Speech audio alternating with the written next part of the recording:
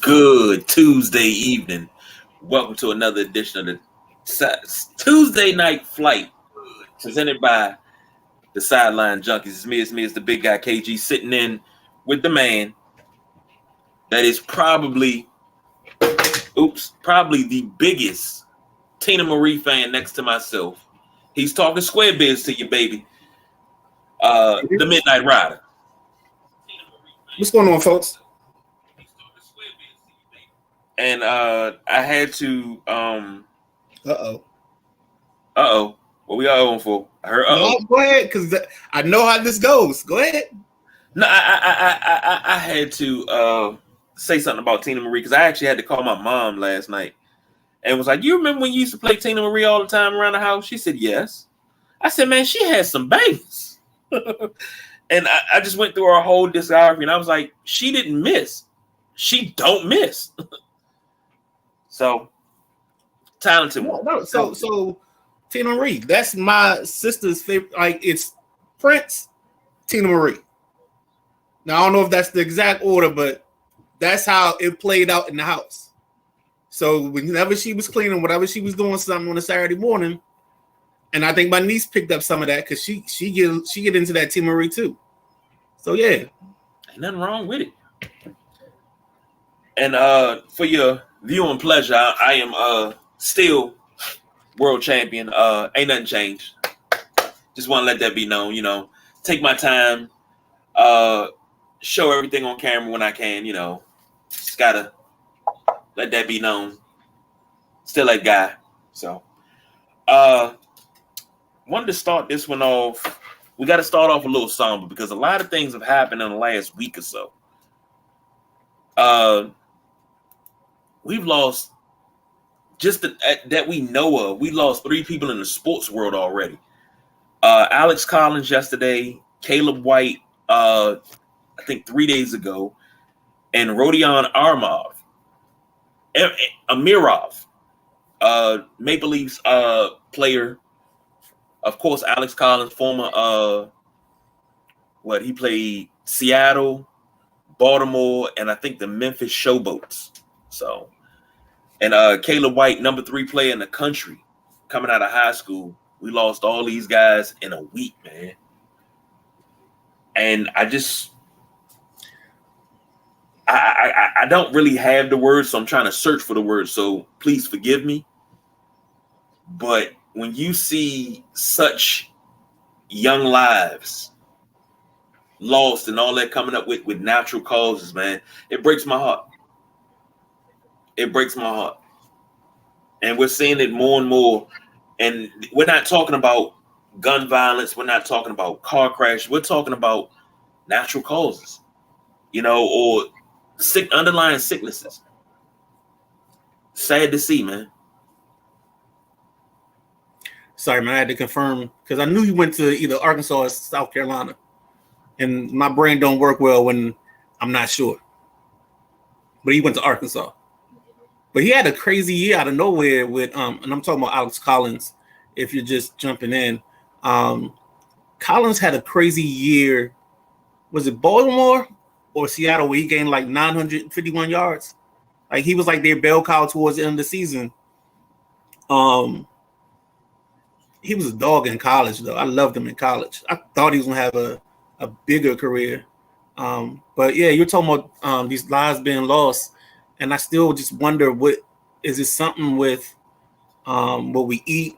You know, is this something with what we put into our bodies as far as drinking? You know, I mean, we've got chickens that aren't chickens, to be honest with you. That's why you got KFC. I mean, they're being made in the lab. So what are we doing wrong in the process of maybe making the food or doing the food that's actually doing more damage to our bodies than doing good?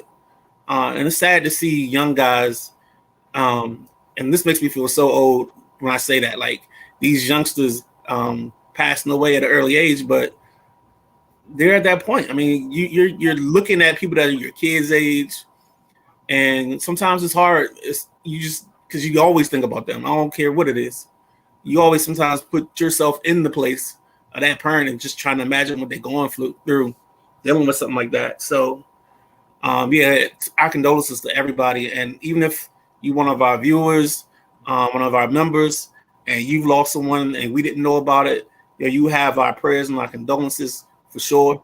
And always reach out to us if you need something. If you need a laugh, come sit here with us on Tuesdays, Thursdays, or watch an old show, man. Most definitely. And it was confirmed Alex Collins died in a motorcycle accident. I could have sworn they said natural. They were still trying to determine. They didn't know last night, but now I looked it up. It says motorcycle accident in Florida. So just crazy, man. Crazy. Don't know how to take it, to be honest. But it's death. Death is a part of living. And it's never easy. So I will say that. So let's try to, I'd rather do that at the beginning of the show so we can brighten it up and we can finish on a high note. James Harden holding fast on not reporting to camp. Midnight Rider.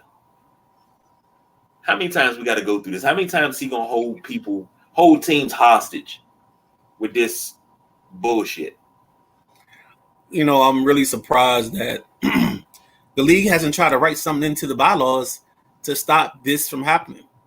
You would think the owners would get tired of this and going through these shenanigans and put something in place that, you can you can only request a trade once, or you have to wait a certain number of years or something. And it's funny because Daryl Morey was a guy he probably was praising when he got out of Houston, going to Philly to begin with. So now all of a sudden the guy's a liar to you. Like he probably told you everything. You just didn't want to listen.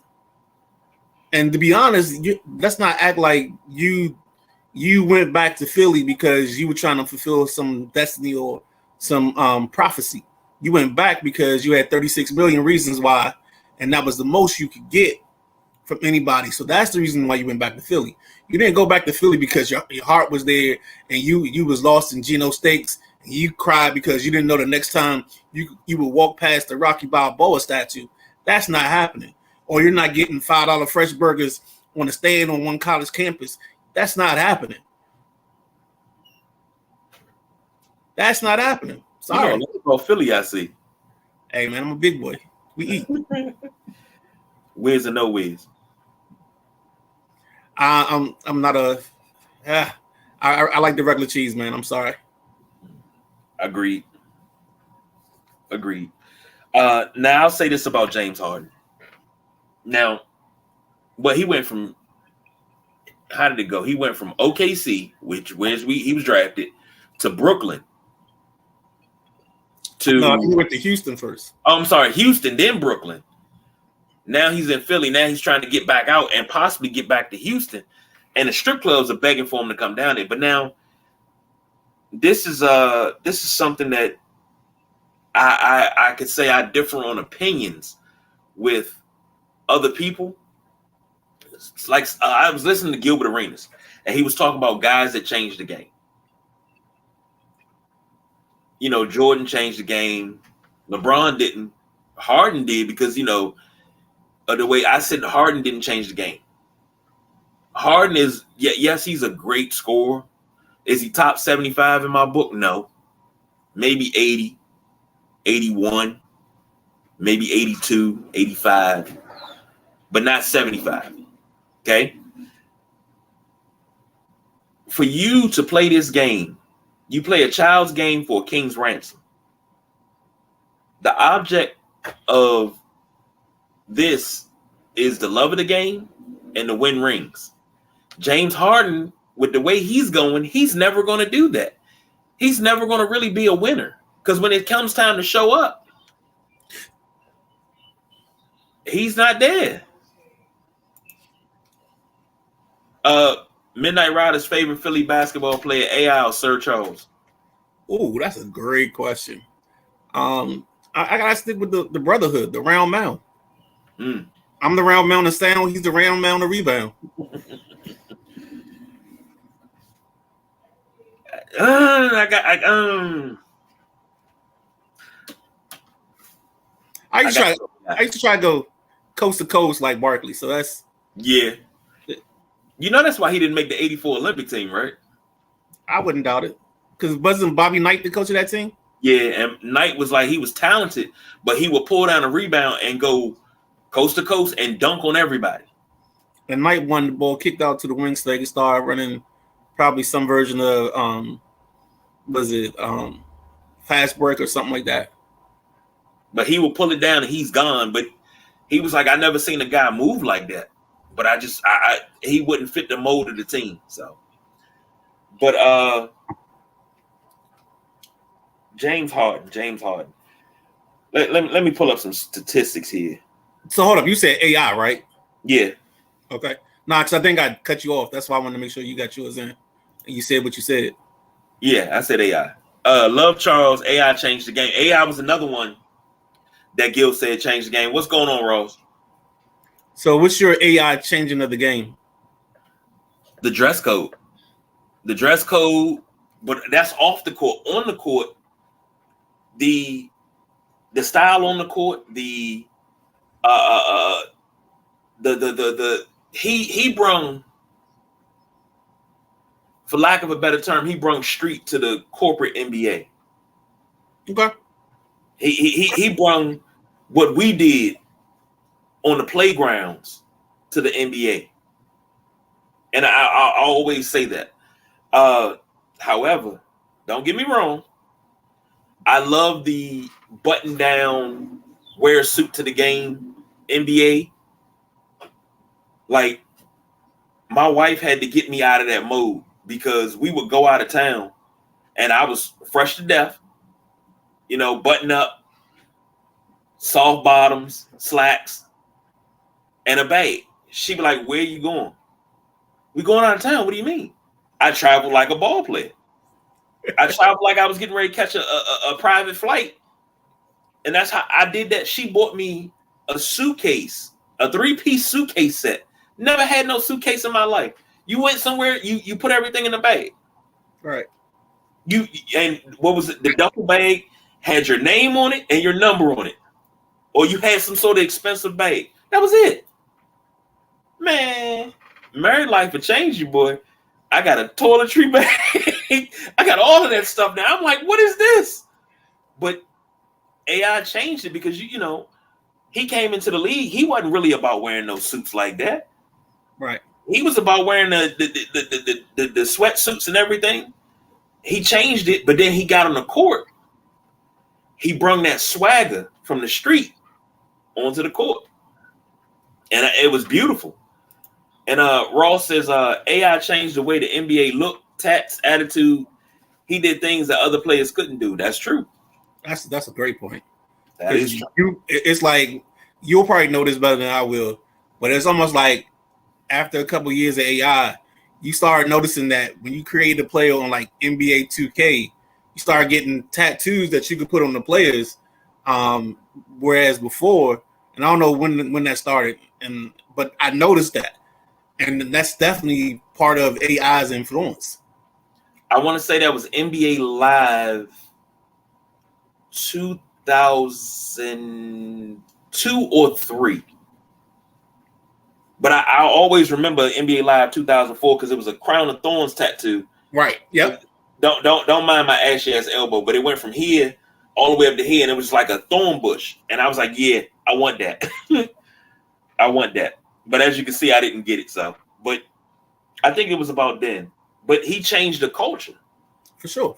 Now, if you put that in the context of James Harden, what has James Harden done to change the game? Not saying that he has to or he needs to, but what has he done to change the game to act the way that he acts, where he holds teams hostage when it's time to go to camp? I think, and this is going to be me kind of reaching that what I think about him having an impact on. I think he's the creator of the step back. That two dribble. Nah, because I'm not talking about the regular just step back jumper. He's the inventor of the step back, where you get that second hop in. And it's a travel to us old school guys, but they allow them to do that cha-cha slide when they step back. And he's kind of like the king of that and brought that in the style. You know, 2 hops right now. Everybody clap your hands. No, I mean, this is, Oh, sorry. yeah, but that's him. I mean, that's what I feel like his biggest influence is. And he's probably sparked some stuff in terms of ball handling and attacking one-on-one. Probably this little, some teams call it 5-5, some call it 1-4, 4-1, whatever, 5 out.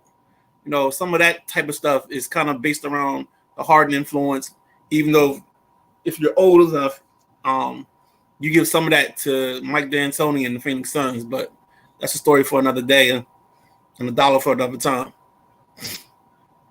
The thing with Harden, now you talked about the step back. Now, I thought before Harden started doing this 2-step back, because that's what it is, a 2-step back.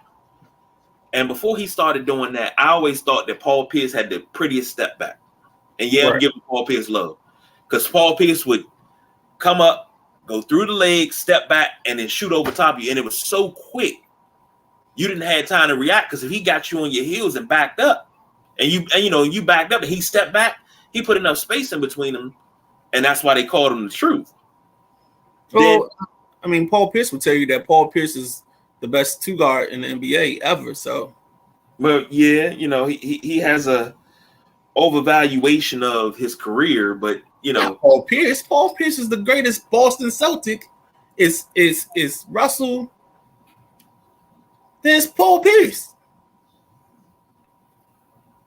I'm Pierce, so messing with you, dog. No, I'm just saying, but Paul Pierce wouldn't even make the floor. If we did an all-time Celtics team, Paul Pierce would be at the end of the bench. I don't know. I'm gonna ask Paul Pierce because I don't think that's true. He'd be at the end of the bench. That's no doubt. But Harden, here we go again. He forces his way out of Oklahoma City. He forces his way out of Houston. He forces his way out of Brooklyn. Now he's forcing his way out of Philly. It makes no sense to me. Let's get to some of these comments.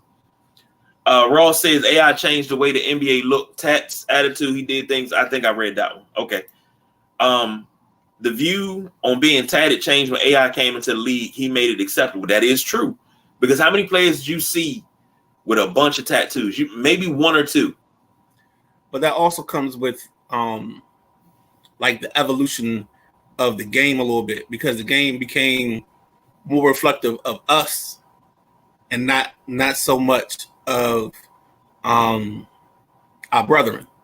You know, we started to becoming more dominant, so our culture started to infuse and impose its will on the game a little bit more than before. That's true. You had less Craig Elos and Mark Prices, and you know, so it started that. Ross also says nothing to change the game. That's hard. Nothing to change the game. He's helped out the strippers reach a new level. Well, we're gonna judge Harden on that, then he might be my favorite player.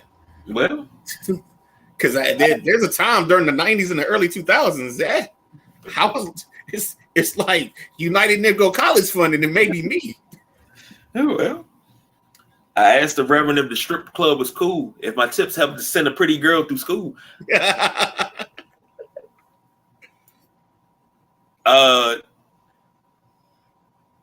beard. GZDR for Ev. I'm sorry if I'm saying that wrong. The beard is one of Harden's influences. As far as the game, he creates a lot of and ones with those step backs. Yeah, he do. And he was famous for that. You are absolutely right. Because remember, he would do that step back pump fake and then jump into you and shoot. Right. They had him and Dwayne Wade used to kill me with that because they would always go to the line. You are absolutely right with that. He created a lot of and ones with that. And the crazy part is you saw the drop off in his game when they started cracking down on that. Well, he had to change his game. Him and Ice, I'm gonna call him Ice Trey, and I know it's not his name. Trae Young. Yeah. You know what? I don't know why, but I thought you was going to call that boy Ice JJ Fish. No. I don't even know why, man. I don't even know why. But pretty soon, as talented of a scorer as James Harden is, and I'm being ultra serious right now, as talented as a scorer as he is, pretty soon nobody's going to want to deal with his bullshit. I think we're already at that point. I just think there's a team or two that's going to take him, and that's it.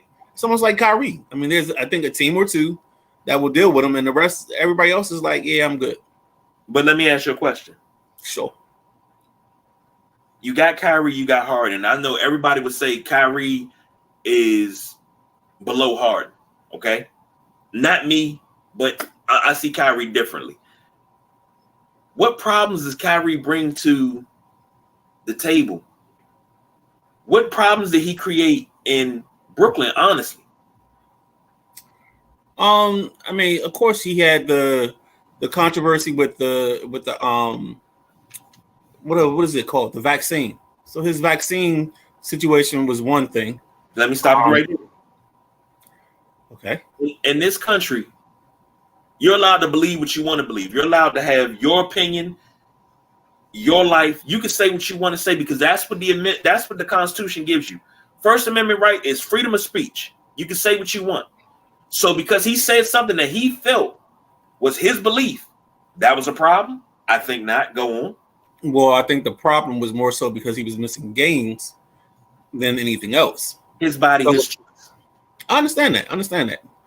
I think the other issue for Kyrie in Brooklyn was the nomination of movie choices for the world and how that got taken. And here's the crazy part about that. Because that begot a suspension where he also started to miss time again. Yeah. So it's like, those are the things that, kind of stick out. Here's the crazy part about it. Now, I'm looking this up on Wikipedia. When I typed it in, it's called Hebrew to Negroes Wake Up Black America. It says anti-Semitic film. If the film is so anti-Semitic, and he said, go check this film out, judge for yourself. He didn't say, oh, I'm promoting this film. Everybody tried to run with it and say he was promoting the film and all that. He said, go check it out and tell me what you think. For Joseph Tsai to make him go through these hoops to come back to the team about an opinion about a movie. If the movie was so goddamn bad, why is it still up on Amazon? Why did it go from being $2.99 on Amazon Prime to $42.99 on Amazon Prime if it was so bad? I mean, if somebody got an answer, I'll wait. All right, so what's the next? What you got? Because I ain't got an answer for that. Oh, well, I'm sorry. It's on Tubi as well. So it's on different. Oh, who said that? Who said that? That's what Xavier said. Oh, okay. I thought it was the other one. I'm sorry. No, you already know. You know it was Dario. Yeah, that's different. But now here's the crazy part. This was a book long before it was a movie. So that's another thing. How do you come at Kyrie about something that's been shown in movie theaters, shown on Amazon Prime and everything else, but you never check out the film in the first place? I don't see Kyrie as the problem. I see because he said something about something that nobody agrees with. If you don't agree with him, fine. He said the earth was flat. Everybody wanted to argue about that. What is there to argue about? If he believes it, let him believe it. If you don't believe it, let him believe it.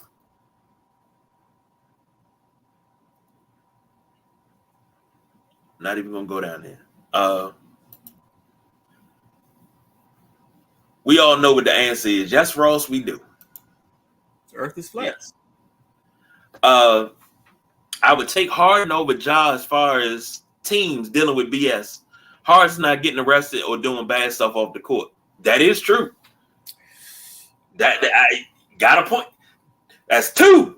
If we keep the count, that's two valid and hardcore concrete facts.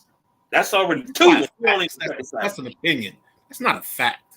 But Harden's not getting in trouble off court. He's not doing anything stupid. Yeah, he goes to the strip club, but you don't see him in the strip club and fights breaking out and people getting shot at. And James Harden was involved in the shootout. Nah, you see him going in there, making it rain, throwing a party, doing what he do, but you know that's him. And he still comes out and gives you 30 a night. And Ja waves his gun in the video and comes out, and then he's suspended. I'm sorry, never mind.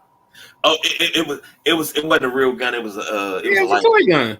It was a lighter. Sure it was, but you feel. I'm not gonna preach you in Wormhole Central today, right now. I'm not gonna preach tonight. Let's move on to some MLB news. Midnight Rider sent me this. Of course, Baltimore's in first place, and the Nats go to a 6-man rotation. Before we go into Baltimore, this is crazy. I think it's the first time Baltimore been atop the AL East in 20 years. Oh, I don't know if it's that long, but this thing about Baltimore, I think the thing about Baltimore was it's just the fact that where they came from, and the fact that they tanked a whole bunch, and they got the right guy, the right GM, to fix this problem and set them up. Because right now, Baltimore is dealing from a strength. Baltimore has a bunch of college guys in their farm system that can hit the baseball. And if Baltimore can be as dangerous as they want to be, their problem is they just don't have enough spots for the guys they got to actually make it to the major league roster. So some of these guys are going to be sitting on the pond, playing once or twice a week as opposed to being starters. That's the crazy part.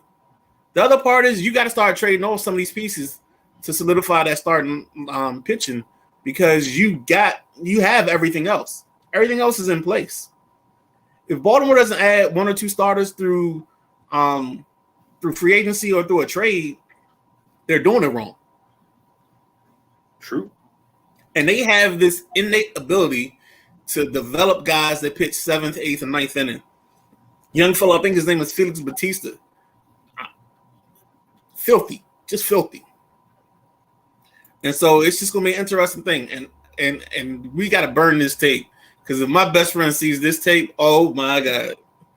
Woo! We might not have this episode online for you folks. I'll say this about Baltimore. This past Saturday was the 20th anniversary of the passing of my godmother. And that my great aunt is my grandfather's sister. She was my godmother, my aunt, provider, protector, caregiver, all that. And she taught me the game of baseball. And I had to sit there and laugh to myself to find some sort of peace. And I had to laugh. I said, it's crazy. She always used to tell me the worst thing I ever did, the only mistake I ever made, was you becoming a Yankee fan. And we would go back and forth, back and forth, back and forth. And I said, it's crazy, because here we are. Orioles up here, Yankees down here. And I said, I know wherever she's at, whatever part of heaven she's in, she's loving that, because she hated the Yankees with a passion.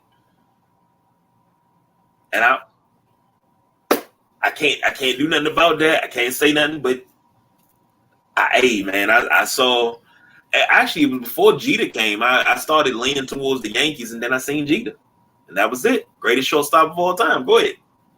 I would like to make this note in this part of the show that I did not bring up the fact that the Yankees were in last place. You did not. Okay. I did, because right. I'm willing. I just want the record to reflect it. I want, if somebody's taking notes, I want that in the notes that the Midnight Rider did not bring this up.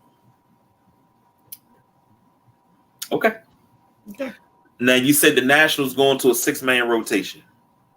Right. And they've also just activated Hunter Harvey. Right. Off the DL, off the injury list, and option Joe Lasorca, something like that. Yeah. To AAA Rochester. So right. Hit me off. 6-man rotation. So I'm mad at myself, because I had this thought like a week and a half ago or 2 weeks ago, right before they did it. Because I saw Jose Adon start a game, and I'm like, they got to be doing this now. They got to be going to a 6-man rotation. And the point of a 6-man rotation is when you have young guys who haven't pitched a lot of innings in their career, this is a way to kind of give them more rest time between starts. So that way, and they're starting less. So like, let's take a 5-man rotation in a 40-game stretch. You're starting 8 times. Well, in the 6-man rotation, you're starting 6 times, and maybe a half, depending on what part of the rotation you hit in that 40 games. So what that does is it gives you some time to A, rest, B, it limits your innings that you're pitching on a regular basis. So this kind of gives you the little flexibility to play with it. And then you also know that, like, we're getting to a point where maybe Josiah Gray and Mackenzie Gore, since they've pitched more innings this season than they've ever pitched, we're going to be at a point where they may need some rest or may need to relax some because they're being overworked. And what you don't want is for them to get injured this late in the season, and then have to rehab all season. KG? Yes, sir. If you look, I think the last 31 games, like the Nats are like 19-12. And they're even, I think in that stretch, they're either the second or third best team in the National League during that stretch of 31 games. You don't got to look it up, but that's kind of what they've been doing lately. And they have a murderer's row coming up. They have the Red Sox, they have the Marlins, who they can't beat for some reason. Who else do they have coming up? Toronto. They've got a couple series coming up. Say that again. Don't say that too loud about the Nats not being able to beat. You said the Marlins. They can't. Yeah, don't say that too loud because that's gonna get you taken off the air and suspended by Peter Angelos. Please don't do that. He don't like when you talk bad about teams and stuff. And you're not even talking about Baltimore. Oh, okay, my bad. I'm sorry. But yeah, they're at a spot where these next 2 or 3 series could kind of define this team. And if they can find some things where they get the starters healthy and back up and running, maybe this extra rest will help, maybe it won't.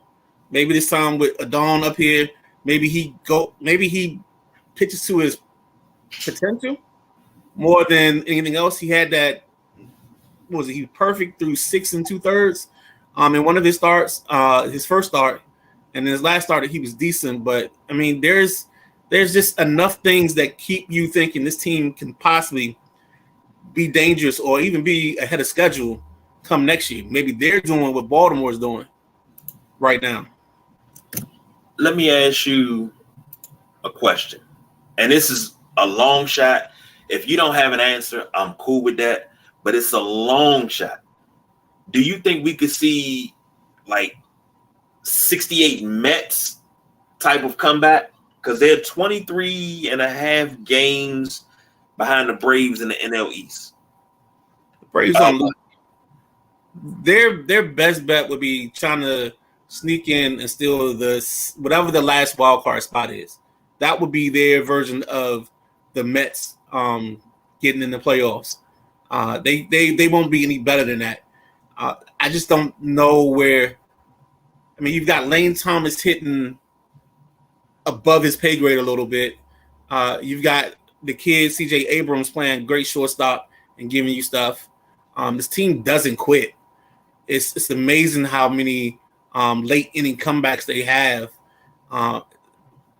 Their only issue right now is they just got to score. If they scored early, or if they had somebody that was bopping the baseball over the wall, like they had a 27, 28 home run hitting guy right now in that lineup instead of a bunch of 14 and 15 home run guys, this team would be different. They would be above 500 if they had that, but they don't, and that's just what's killing them right now. It's a war for them to score runs. They have to get 3 hits to get a run. Now I looked it up, and you're absolutely right. They are 9.5 games out of the wild card. So at 53 and 66, and they on a 3-game win streak, and their last 10, they're 7 and 3. And I'm looking at everybody above them. St. Louis is right above them, 2-game win streak, but they're 5 and 5. Pittsburgh Pirates lost 2 straight. They're 4-6 in their last 10. Mets 4-6. They won their last 2. The Padres are 2-8 in their last 10, lost 3. Arizona 2-8 in the last 10. 3-7 for Cincy, 6-4 for Chicago, the Cubs. Everybody in this wild card race, Colorado's behind the Nationals. They're 3-7 in their last 10. Everybody else is either 2 games for the Cubs above 500. I mean, in their last 10 above 500, at 500, or below 500. The Nationals have the best record in the last 10 games out of all the wild card participants. Well, the problem for Washington is going to be this stretch coming up, because I think there's a Yankees set in this stretch. I think they play the Phillies for 2 at home and then 1 up in where the Little League World Series is. So they've got a stretch that I don't know. That really is going to define them, because if they can come out of that smelling like roses, they may have a chance. It's kind of like the Lloyd Christmas. So you're saying there's a chance. That's about as best as I can say on that. I'm definitely not going to jump out on them and be like, yeah, they can make this run, because they just don't have enough time. 9 games in 40-game stretch, or I think it's about 40 games for them to finish out the season. That's tough. That's a tough haul. That's asking a lot. That's true. Like, you got to get a lot of things to fall your way. This almost has to be that. If I had to equate it to a football section, it would have to be the run that Ty Willingham made with Carlisle Holiday, and they were like 10-1. That season, everything went their way. I'm talking about fumbles bounced back to them, fumbles bounced away from people. I think they led the league in like the least amount of turnovers. It was like the perfect storm, and that's what would have to happen in this stretch, or it would have to be almost similar to like the Oakland A's when they went on that 21-game run in the Billy Bean movie. The real life version of it, and that's how they got in the playoffs that year. That they've got to have some kind of miraculous streak, I think, for them to even get into that consideration. That's why I brought up the 68 Mets, because that's the first thing that came to my mind. Is it enough time for us to have a miracle in Washington? And I don't think so. Sorry. Ross say, where the hell is Ty Willingham? I think he's on a couch somewhere watching TV and eating Fruit Loops. I think he collected his money, though. I know he got paid from Washington. He got paid from Notre Dame. I think he had TV money, too. So he got some bread. I really wish they wouldn't have never let him go in South Bend. That was my dude, man. That was my dude. It was time for him. But everybody said that he didn't win. He won with Bob Davies' kids? Yeah. And it's not his. It's not, that's not him winning. He doesn't have a recruiting class. And I hate when they do that. Yeah, but they only do that with certain coaches and certain times.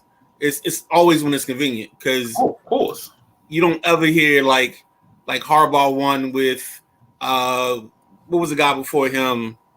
I see his face and I can't think of his name. Maybe it was Lloyd something, but whatever the coach before, Lloyd Carr, maybe I think is the coach that coached Michigan before Jim Harbaugh. And they would never say Harbaugh won with his talent. Just wouldn't. That's true. That is absolutely true. And I hate that narrative. Just to be honest. Let's switch gears real quick. We're going to talk some Commanders. So let's do it right. Oh, left hand up. I'm sorry. Had the whole crowd screaming out, "We want Tyler!" Those haters can't stand us. Left hand up. Who are we? The Commanders. Commanders. We fight for RDC. Who are we? The Commanders. Commanders. Commanders. Left hand up. Who are we? Burgundy and gold. We rock us. Had the whole crowd screaming out, "We want Tyler!"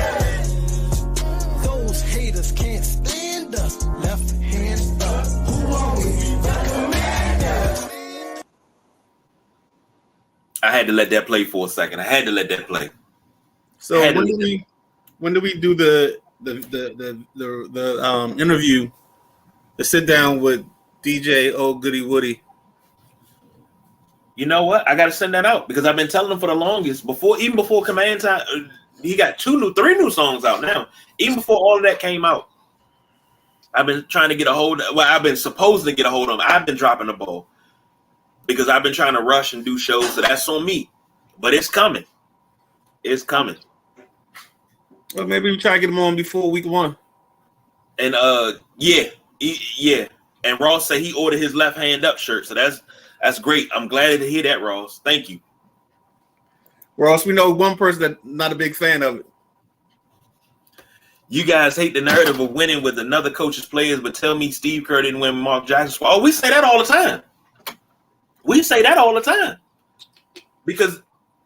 here's the difference. Steve Kerr gives credit to Mark Jackson. When they talk about the defense that the Warriors play, he always says no. Mark Jackson taught him that. Mark taught him that. And I'm like, I love that. You don't see that too often where the new coach gives the old coach credit. So that's why I love Steve Kerr. Stephen Douglas Kerr. But there's also the facet of the national narrative will talk that more so than the local narrative, more than like guys like us. Like the national narrative will tell you in certain occasions that this coach won with this team's players based on either some affiliation or relationship with an agent of the previous coach. So they will try to give him that credit when he's walking out the door. You know, there's a lot of times when these coaches walk in and they do have cabinets full of talent, and the problem is they just didn't have a quarterback. I mean, we can talk about Tony Dungy leaving Tampa Bay and Gruden winning with his team. I mean, we have these options and these narratives out there. And it's funny how some of them don't get picked up nationally and some of them do. You know, and we talk about narratives before, but that might be something we talk about again later on. It's just like how narratives changed our outlook on players and people and teams. That's true. And we've talked about Dungy and Gruden. I say Gruden wouldn't be the guru he is today if it wasn't for him taking over in Tampa Bay. He got Gannon the MVP. And I remember when Gannon was here, and Gannon couldn't throw a fit. And somehow he was throwing every ball around the yard. So I don't know about that one. Sluggo scene. Pump the Sluggo, go backside all day long. Yeah, I understand, but it was just And Ross say the Rooster. Come on, show up there. I take it I got Chris Russell doesn't like left hand up. So he told me he likes it, and because I had to check in on him because Ross was doing some sideline reporting for me. So we got to have a conversation. We might have to put the Rooster under a lie detector and see what's the real thought process on that. But he was kind of hedging his bets and moonwalking when I talked to him. So we'll see what happened. See what's going on with that. But today was an interesting day. I don't know how much you got, Ross, how much you got, if you got a chance to see it. And if you didn't watch the scrimmage today and you're a Commanders or Ravens fan, the Baltimore Ravens website or it's their website. The Baltimore Ravens website carries the video of the scrimmage live. So if you're looking for a way to watch this practice section that's going on between the Ravens and the Commanders, you want to tomorrow morning at 9:30 log in or go on to the Ravens website. It should be a live feed because that's where I think I got it. There's going to be a couple commercials here and there because, of course, you got to pay the bills. But it's a good feed. You're probably going to get, just so you're prepared, you're probably going to get the Ravens offense most of the time. Whether it's the Ravens offense, the Ravens doing 7-on-7s, and their offense is on the field, you're going to get more of that than anything else. And that's understandable because it's the Ravens broadcast. So, and the way this scrimmage is set up it's set up where they have 3 fields. And every now and then you'll get the Commanders offense and they'll show you the Ravens defense playing against them. But if I had to guess the amount of time that I saw Washington's offense on the screen, it was probably like 25%, if that. We saw Justin Tucker do his kicks in the middle of practice when they took a little quick break. And actually the coverage was pretty decent.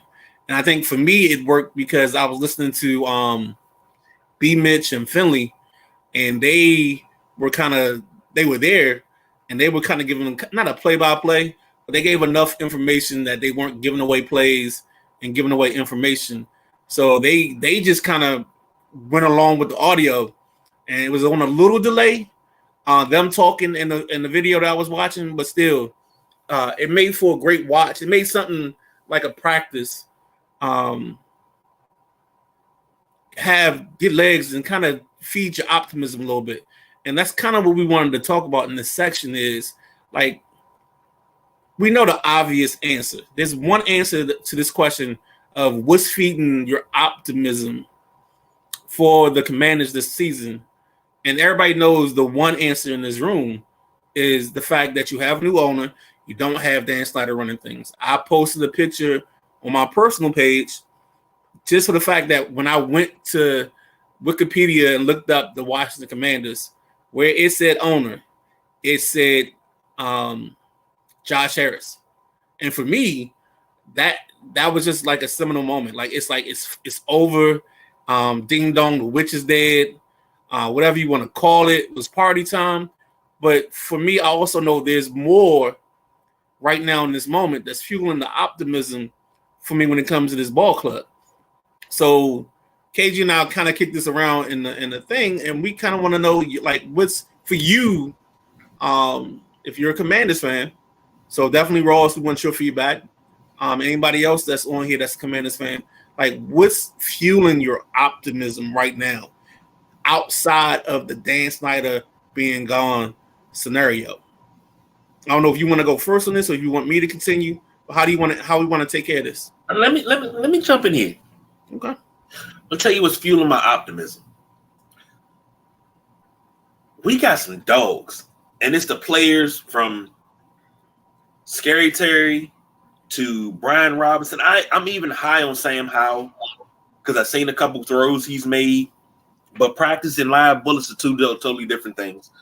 But that defense, I just envision so much nastiness in that defense. That's what's doing it. You know, I'm a lover of defense.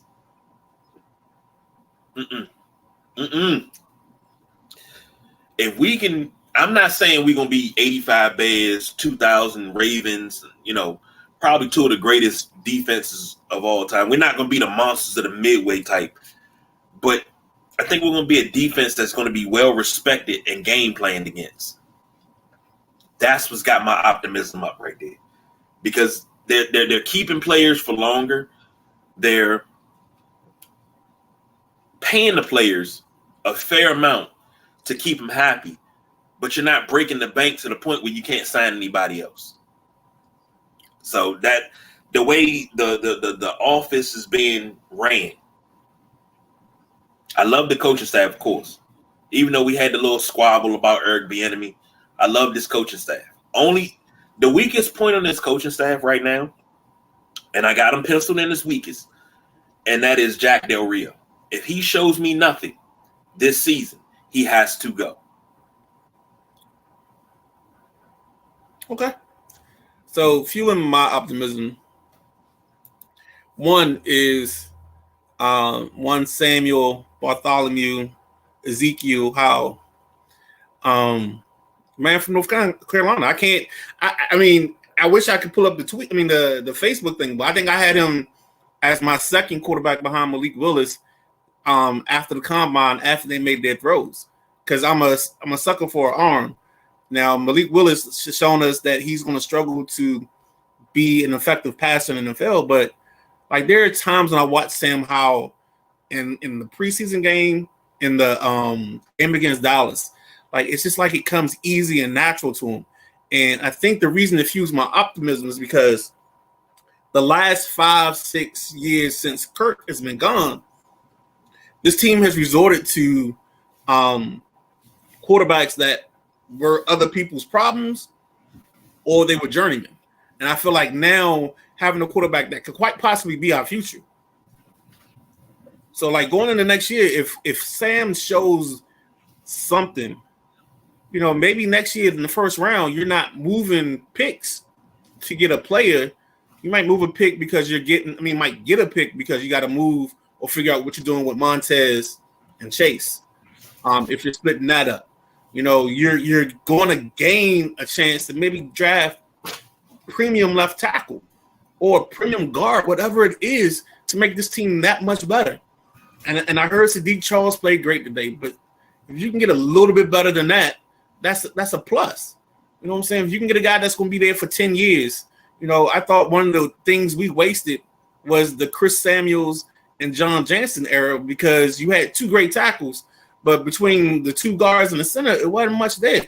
And I just wish that they had done something better then. And this team went I think they've gone 10 years without drafting an offensive lineman in the first, well, not 10 years. Whenever Sheriff got drafted, he was the last lineman they took in the first round. So maybe it was 10 years ago, but that's the issue. This team hasn't invested good enough or enough on both sides of the ball through the lines. And I think that's what we watch our competitors do. But again, having the young hope and having the thoughts of, you know what, maybe we get the answer here. And if we don't get the answer here, well, we know we're going to get the answer next year because we're going to draft the quarterback and Howell's going to be the backup. So now you have two quarterbacks that can possibly give you above average quarterback play, even average quarterback play, because this team hasn't had average quarterback play. I think our quarterbacks last year, they were like 39th and 30th in terms of QBR. If we can get somebody with 15 QBR, in the top 15 or in the top 20, it changes the whole dynamic. So I think for me, that's what fuels the optimism is we have a chance to catch lightning in a bottle with a kid that we drafted in the 5th round. Maybe we get this right. I see nothing wrong there. Ross says the new ownership is huge. The team is being ran by adults that have an idea what to do to fix what's needed. The offense is not vanilla. This may be the most talented team depth-wise that they've had. Sam Howell has looked like he could be the guy. And I agree with that. I agree. And go back to a previous comment about what we were talking about.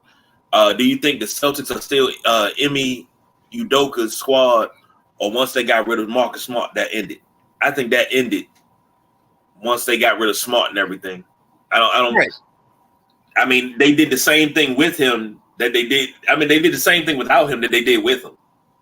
No, they got to the finals the year before.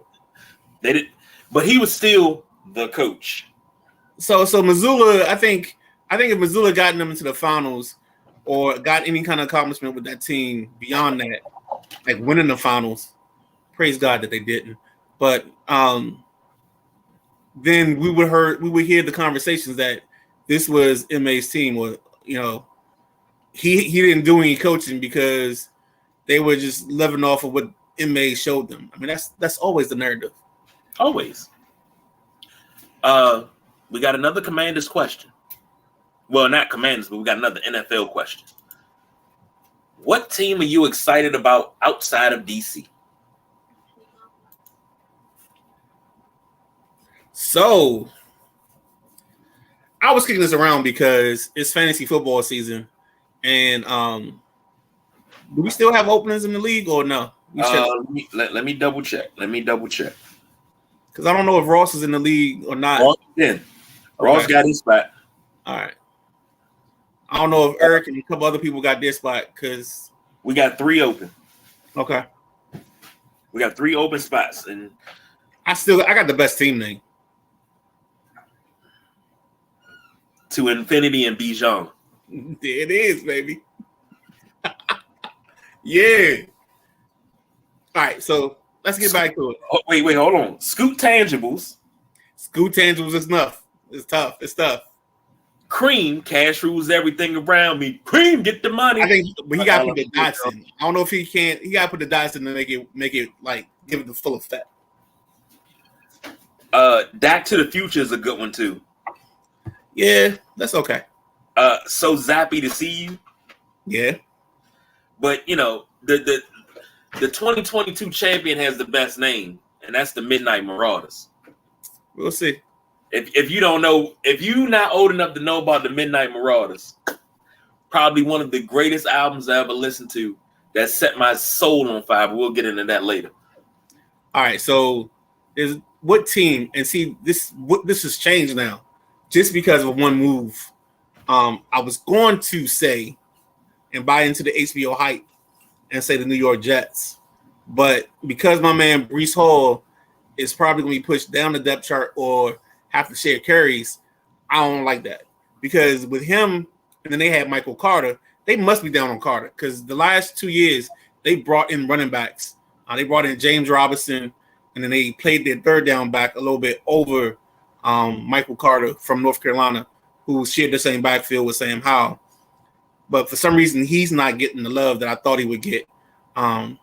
So I was excited about them, but then the Dalvin Cook signing kind of took away some of it because I don't know how long Dalvin's going to play. So my new team that I'm most excited for outside of the Washington, D.C. area. The Detroit Lions. Ew. Okay. Don't that, boy. See, you don't know. Because it's just I like to hate on the Lions. no, it's all good. It's all good. See, the Lions did a couple things. So I don't know why they traded TJ Hawkinson mid-season last year, but they got some picks for him, whatever. But then they were like, we had luck with an Iowa tight end. Let's go back to Iowa and get a tight end. So they drafted a kid named Sam LaPorta. They drafted a linebacker named, I think his name is Jack Campbell. But then they stole it, even though it was too early. Jahmyr Gibbs. I'm telling you right now, he is a factor back. If you ever watch Merrill Hodge and them on that show Sunday mornings, he's a factor back. And Jahmyr Gibbs is going to be a matchup nightmare, especially in this NFL. And there's two running backs that I'm high on. And I know KG knows who number one is that came out of college, played at Texas. Bijan Robinson. There it is. That's number one. Number two, Jahmyr Gibbs.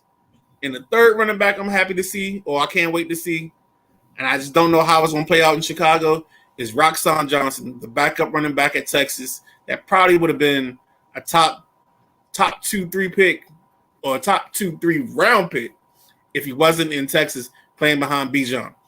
But, yeah, Jahmyr Gibbs is going to be a matchup nightmare, and I think he's going to help Goff get to another level that we've never seen Goff get to. And then once Pete Rose, a.k.a. Jameson Williams, gets off his 6-game suspension, you add that with Amon St. Brown, like Detroit's going to have an offense. Now, I don't know what the defense is going to do. It might be old school San Diego Chargers and it's a bunch of shootouts or the old days with Dan Marino. But Dan Marino had a defense. Dan Marino lacked a running game. Well, that's because you went with Sammy Smith.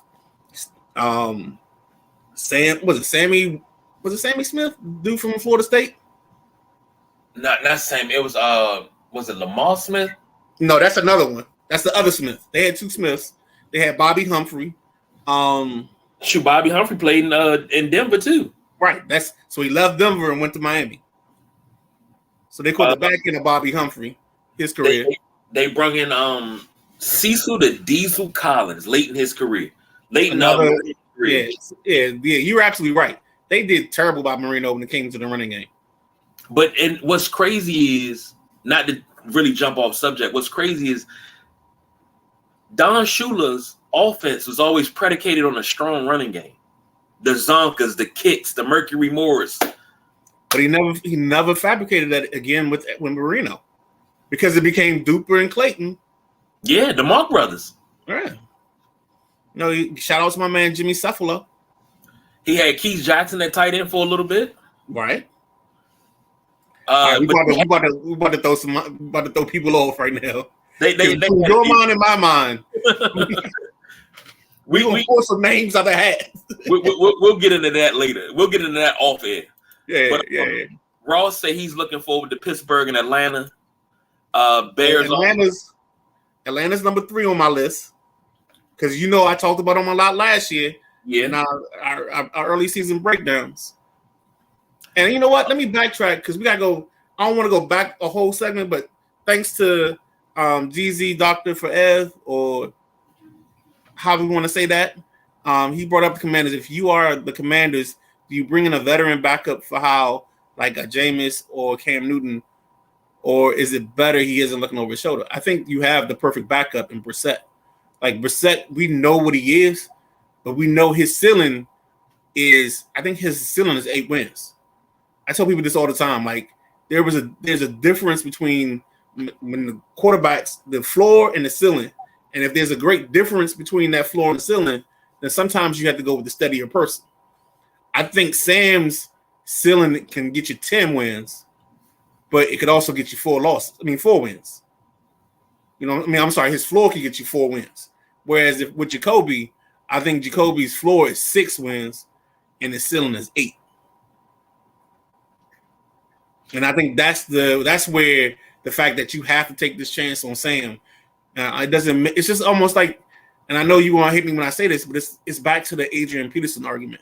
Like we kind of knew what AP at 37 or whatever it was when he was here. We know what that ceiling is, but you got a kid in Gibson where you can get a bigger push. And if you get him in the right direction, maybe not year 1, he's better than AP, but he can be better than the current AP. We're not talking about 05 AP or off the injury AP, and you get better dividends off of that player. And that's where it is. It's like sometimes you got to sacrifice a little bit of right now for the possible of what the future could bring.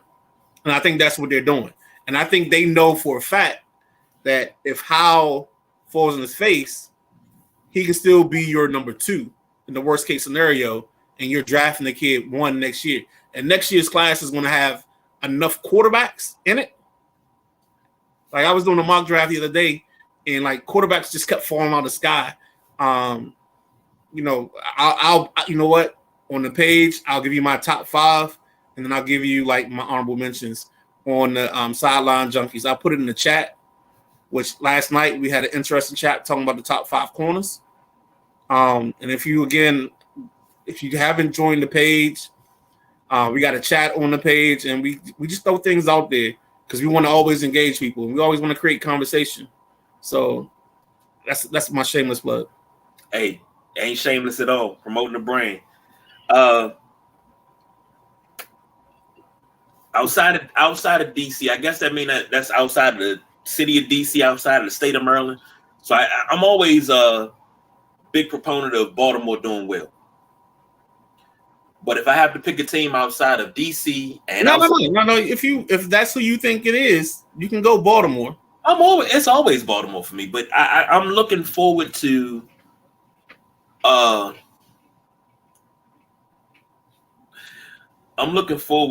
seeing what Philly does. Okay. See, they kind of build on that, even though that's an in-division rival. I'm looking forward to see what they can do if they're hungover. If they can, put things together. But I'm also looking at Dallas too. Now, I'm not optimistic about Dallas. I'm just waiting for the bottom to fall out when it comes to Dallas. I'm waiting for everything to be running and that bandwagon get to chugging along. And then I'm waiting for them wheels to just fall right off. So I can say, I told you so. You haven't arrived yet. You think you have, but you haven't arrived yet. And I've been saying that for the last 5 years. You have not arrived yet. And you said something about AP.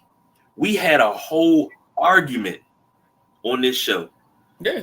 When AP was here about re-signing AP, and B was like, you don't need them. You get them young guys. Said, man, you don't have anybody better at that position right now. You take what you can get. Let him run. You find out what's better. Yeah, but I mean, I didn't want to put it all on the shoulders of a rookie, but I think that was Ron's first year. They wanted the pony backs. They wanted the Jared Pattersons and the what's his name? JD Williams, McKissick. JD McKissick and Gibson. They wanted those guys. They wanted the pony backs. And I'm like, okay.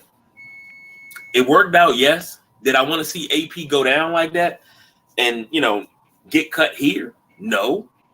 But business is business. So, and I agree with not bringing in another veteran. I think Jacoby Brissett is the best thing you got as far as veteran quarterbacks, because I don't want Howell looking over his shoulder. I don't want him playing scared, And let's be honest, because he brought up a name, Cam Newton. Cam Newton's time is done. Cam. So that's why let him enjoy his new podcast or whatever he's doing with his smoker jacket and his hat and whatever else he got going on. That's Cam's future right there. So we're gonna bring in Kaepernick? For what? Can he hand out towels? If he can hand out towels, sure. Backup. Nah. For what? No. Like backup. So it's like when the equipment truck comes, he backs it up in the parking lot or something. Like what we talking about here? You said Cam's done, and I'm like, okay, Kaepernick is done. Kaepernick was done when he took the money. I'm sorry. This has been the best QB room has been in many years. I agree with that. I think this has been the best QB room in the last 9 years. 9 years. I give the Alex Gruden season. No, Kirk's time. The QB room is better because you had Kirk throwing for 4,000 yards. But hold on. I'm thinking about the room. No, the only bad part about this room. I'm sorry, I don't know anybody else, but Jake from State Farm got to go somewhere. He can go to State Farm and get an actual job, so that way it makes more sense when he says Jake from and then it says State Farm. But no, we need a back. Actually, that's what I was looking at today. That thought crossed my mind. I was like, when this is over, I think whoever loses the battle between Anthony Brown Jr. and Josh Johnson in Baltimore, because they're only going to carry 3 quarterbacks. They can't carry 4. Because they sign their Pro Bowler from last year, Snoop. Yep. So if Snoop's there, you got Lamar. You can't get rid of a Pro Bowler. I'm being very facetious when I say this. But Pro Bowl Snoop and then Lamar Jackson, I think there's a battle between those two. And I think the loser of that battle should come here and take Jake Fromm's spot. Jake Fromm looks terrible. Every time I saw him today, I didn't know whether I should just throw up right there in the spot or cover my eyes and just hope for the best. He went to Georgia, right? Yes, he did. At Georgia. He was the quarterback that kept Justin Fields off the field somehow. But that's only because that was a veteran team, and the veterans would have struggled to accept the rookie. That's the only thing I could think of. And that's not even a good thought process, because when Fields got on the field, he showed out. And the reason why I say in 9 years, because you had Kurt, RG3, and Colt in one quarterback room. And Colt, he may not have been the most nimble, best quarterback, but when he came in cold, he made things happen. I didn't like him starting. I preferred him coming in cold because he moved the ball coming in cold. But we had 3 quarterbacks that could actually sling the rock and move things. But that's just my opinion. So, we already at 1:09, so I'm in 1:09, so let's go ahead and run this thing up. We previewed this the other night. We were talking about 50 years of hip hop. They released a top 10. I think it's done by Vibe and somebody else. Let me pull this up. Top 10 rappers of all time. Hold on, we got a comment.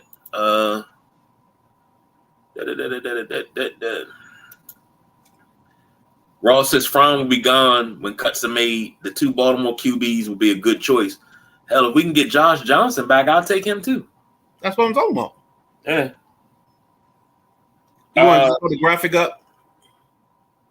Which graphic? The graphic with the 10 rappers they have as the greatest 10. I didn't even load it in. I was gonna okay. I didn't load it in, but I was just gonna read them off. Go ahead. And Where the hell is it at? Oh, here we go. Top 50 greatest rappers of all time. Here's your top 10. Number 10, Nicki Minaj. Number 9, Snoop Dogg. Number 8, Drake. Number 7, Lil Wayne. Number 6, Biggie Smalls. Number 5, Eminem. Number 4, Tupac Shakur.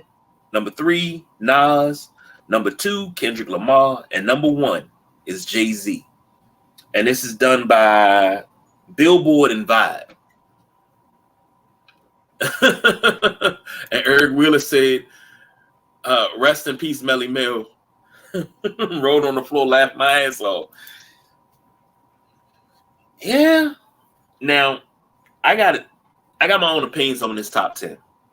And it seems like they didn't pick anybody pre-93. On purpose. On purpose. But you have to also look at, when they put these top 10 lists out, you have to look at who's doing the top 10 listing. And I agree with you, Eric Wheeler. This list was trash starting at 10. Anytime that you got Nicki Minaj at 10, but you have her over, and we just talking female rappers, you got her over MC Lyte? No. Roxanne Shante? No. Queen Latifah? Hell no. You got her over Rod Digger? Fuck ass no. So, who was the maker of this? Is Billboard and Vibe.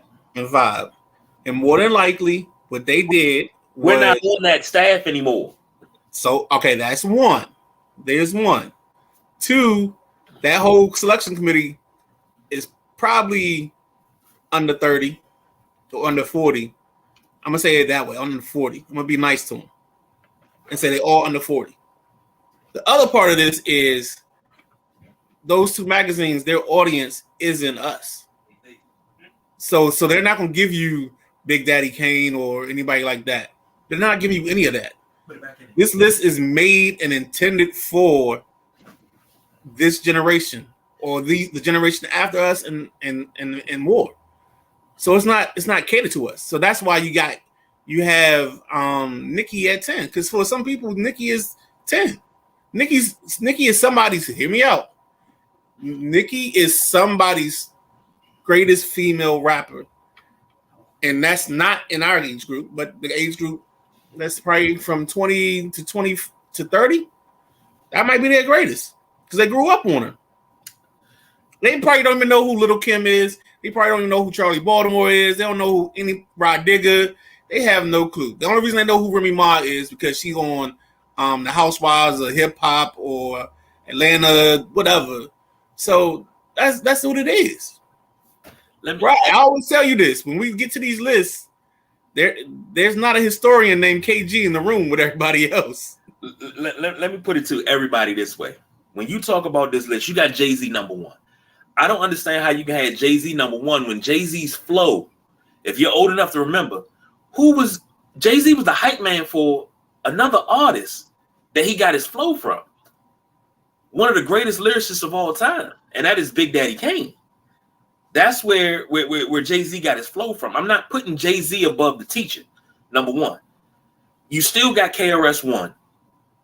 You still got Rakim. Again, I'm going to go back to the beginning of the statement I made to you. Billboard and Vibe.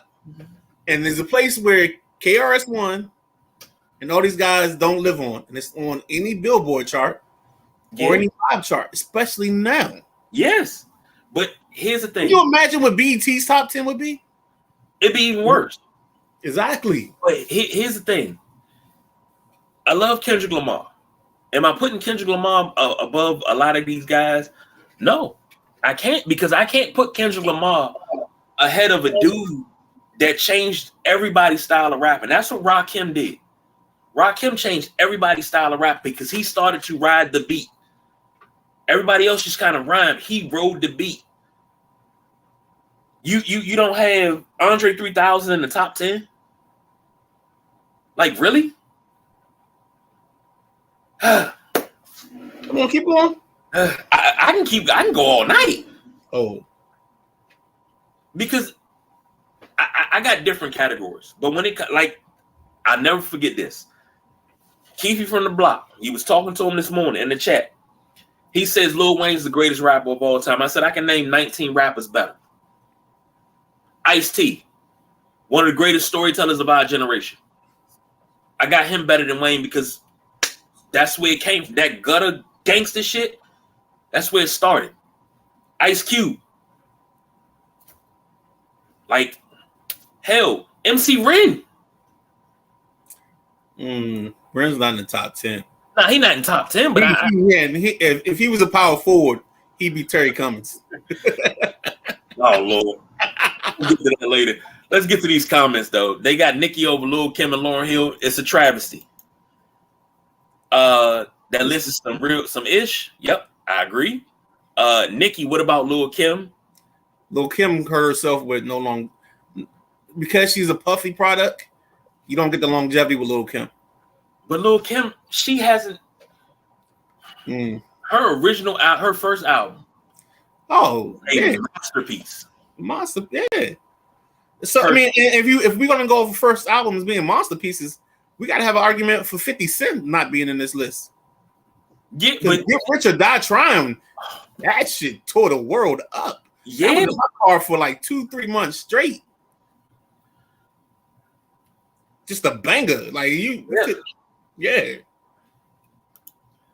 Eric Wheeler says Drake and his BS auto-tune has no business in the top 10. I agree.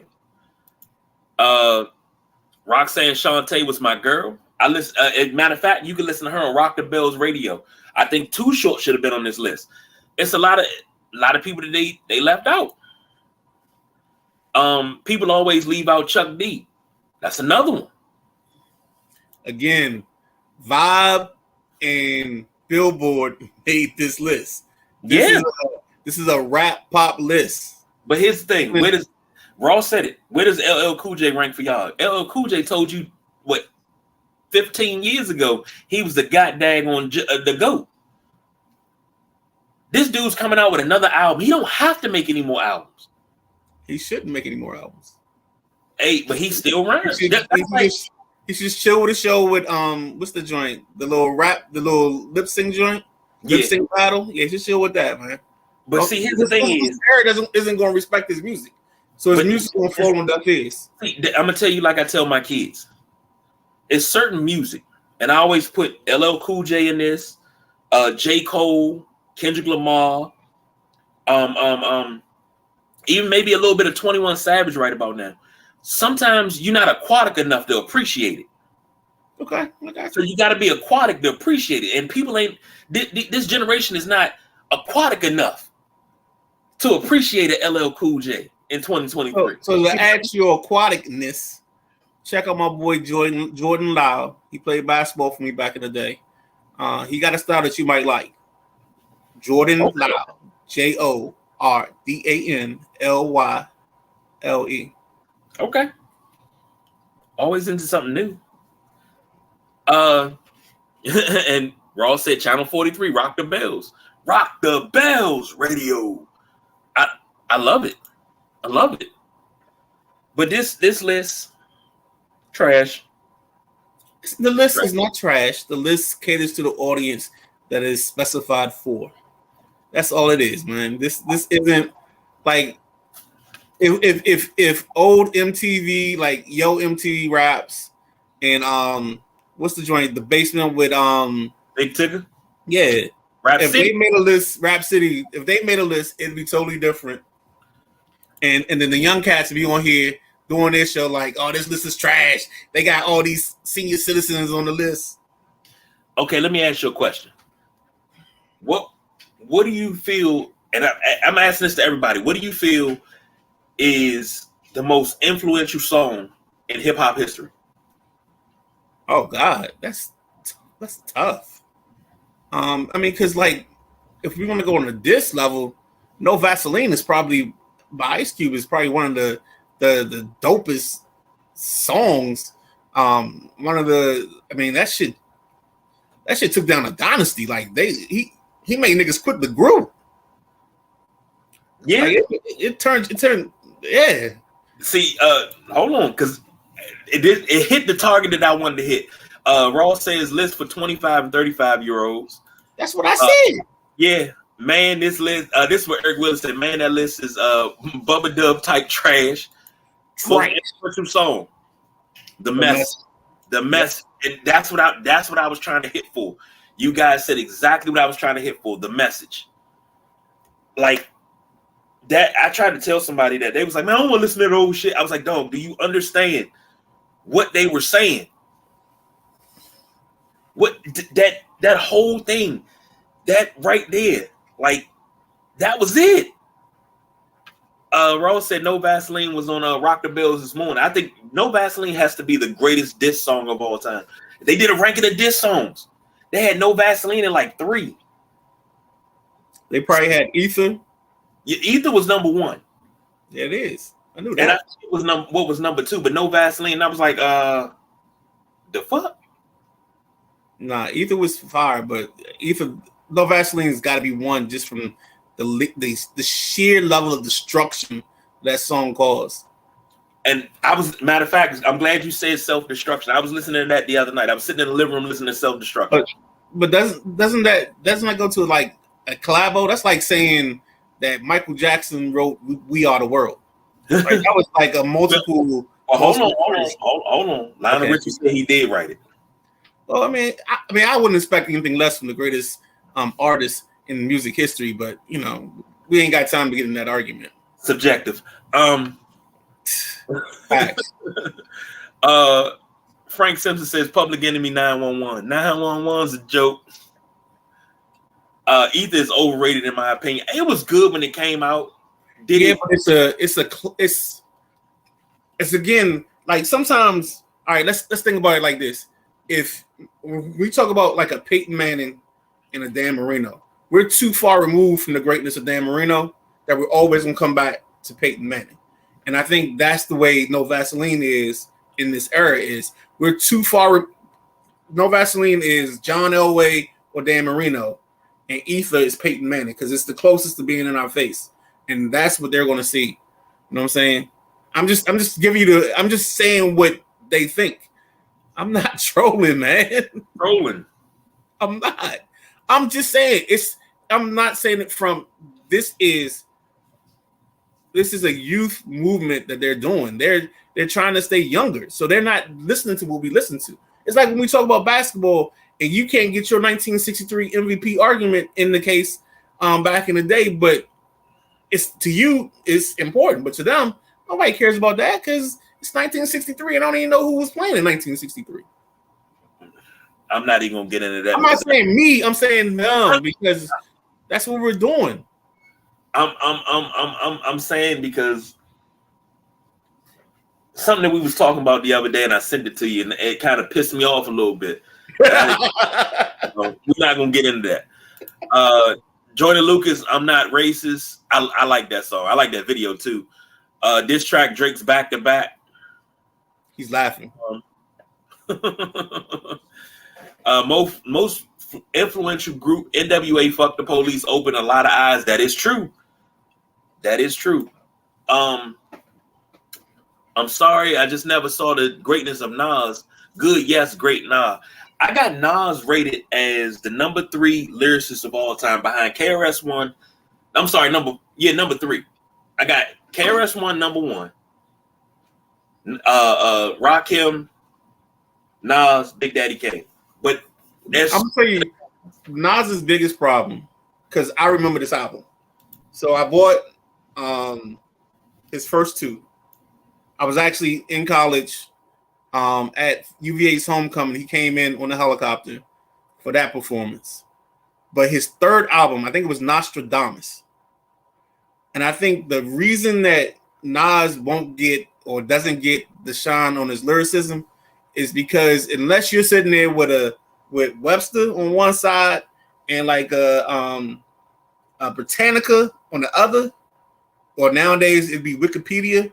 But if you ain't got a computer or you don't have something to look up these words he used, like it's almost like Nas's raps go over your head so far that you just don't understand it. So it's to you it's trash. But if you ever just got a dictionary and learn some new words, yeah. But I get it. What's absolutely crazy Like, because I listen to Nostradamus, and I'm a words guy. And I was sitting there like, I don't know what he referencing. Like, I need a timeout. Like, this is making my head hurt. When Illmatic came out, a dude that I got, he made the Illmatic, he burned it for me. I'll show you how long ago this was. He was like, Nas kind of really lost him because he got a lot of old school beats and he really going real old school. I'm like, he's staying true to himself. Right. But 125. yeah, we gotta get up out of here. Can DMX get some love? Of course. Oh, DMX boy.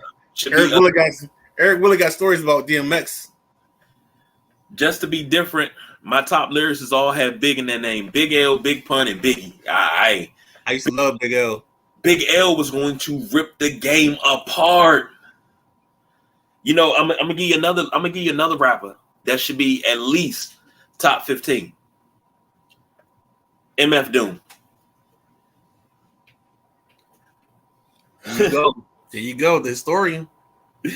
I say that because if you've never listened to the Danger Doom album with him and Danger Mouse, man, go listen to Sofa King and just listen to what he say.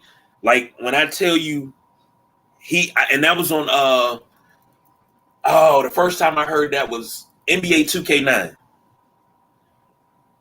Order a rapper for lunch, spit out the chain.